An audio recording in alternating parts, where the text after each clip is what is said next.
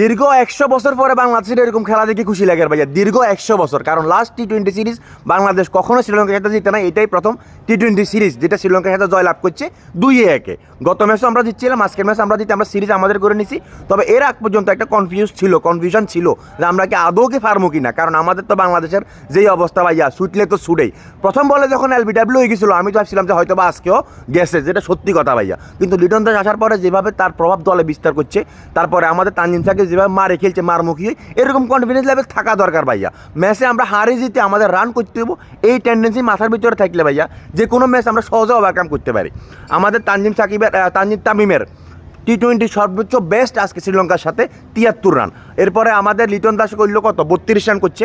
এরপরে আমাদের তাহিদ আসি মোটামুটি তামিমরে মানে সময় দিছে, সিঙ্গেল ব্যারি করে সময় দিছে। লাস্টে একটা ছক্কা একটা সাইডে আমরা তার ব্যাটের থেকে দেখছি, যেটা মোটামুটি আমাদের জন্য আশাজনক যে ঠিক আছে মানে চলে মোটামুটি ভাইয়া।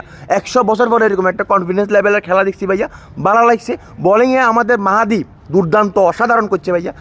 মানে 4টা উইকেট পাইছে, একটা মেডেন দিছে।